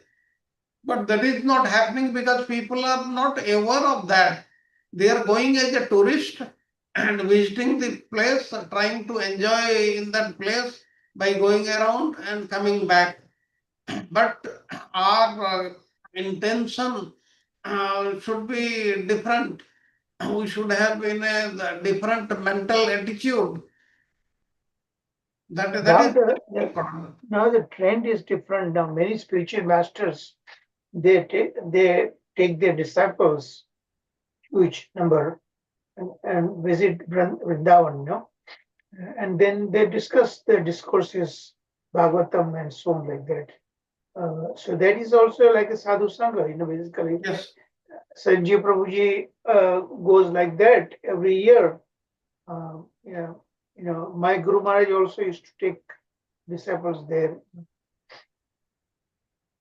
So that's another way meeting sadhu sangha, having a sadhu sangha. Sadhu sangha means you get all the different pastimes of Krishna they discuss. So basically you get to hear Krishna Katha, all the various pastimes taking place in different places in Vrindavan. We talk about that, That is a second best way of having sadhu sangha. Yeah. Thank you, Prabhuji. Thank you so much. I think Sarad Prabhu, your Guru Maharaj also used to take disciples right there, right? Radha Govind Maharaj? Yes, Prabhuji.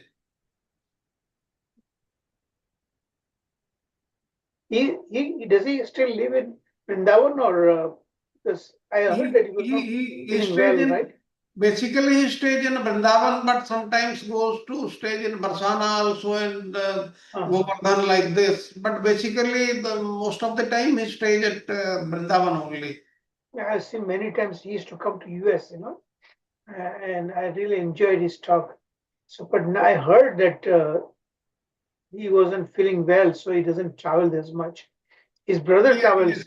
His brother travels quite a bit, Yes. His brother is also sannyasi now, you know that. Yes. Okay, so are there any more questions?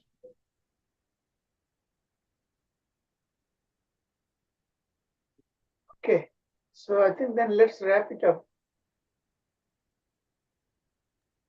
Okay, Prabhuji. May I ask Harsha Mataji or Dipti Mataji to do the nursing prayers today? Hare Krishna. Or Nitya Sakhi Mataji? Hare Krishna. Namaste Narasingaya. Namaste Narasingaya. Praladaladayi. Praladaladayi. Hiranyakashipurvakshaha. Hiranyakashipurvakshaha. Shilatankanakalaye. Shilatankanakalaye. To nasinga parato nasinga. Yato yamitato nasinga. Bahir nasinga hridaye nasinga.